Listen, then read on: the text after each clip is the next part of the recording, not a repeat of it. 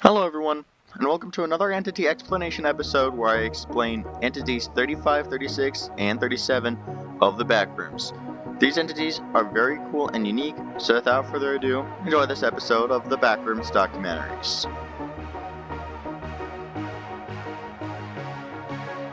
Entity 35 of the Backrooms, also known as Light Guides, have an IETS rating of 0A+. Light guides are usually orbs of light that float around in many levels of the Backrooms, but they are most common in level -0, level 4, and level 6.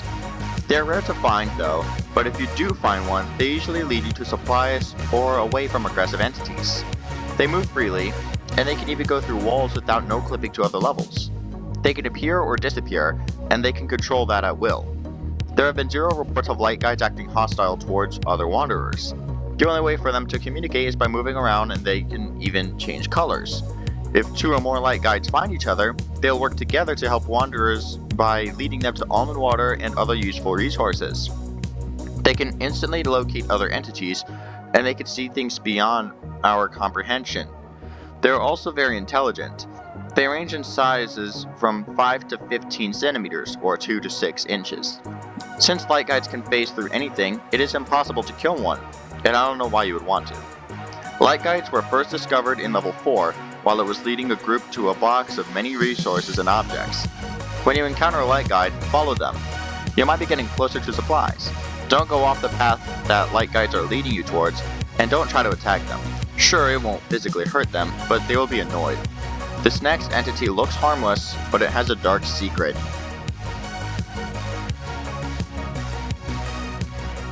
Entity 36 of the Backrooms, also known as Cannibal Cuisines, have an IETS rating of 2C. Cannibal Cuisines look exactly like vending machines. They are 6 feet tall, 4 feet wide, and 2.5 feet thick. These entities contain food and drinks of different brands from reality, but to know if a vending machine is a cannibal cuisine, you can check the tag on the back.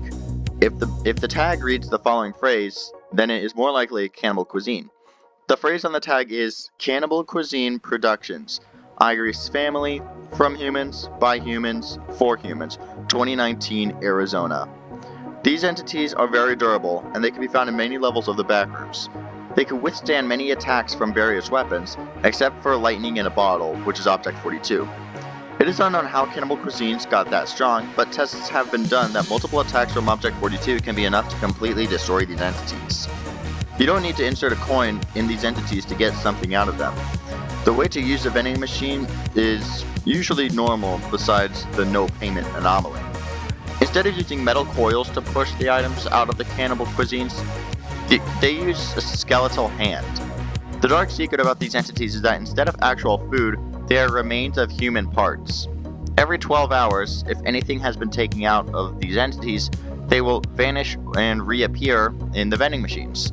I want to know why you would eat any of the quote-unquote food in the Cannibal Cuisines, but if you do, you could be addicted, as these products contain high amounts of dopamine. Other effects from eating the products from Cannibal Cuisines include heightened aggression towards other wanderers, binge eating, poor impulse control, and more.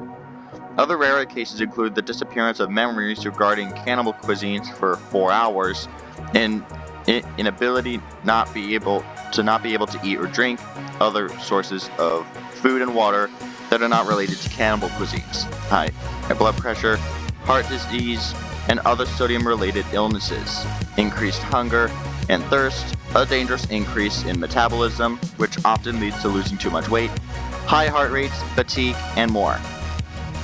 And finally, a small increase in pain tolerance.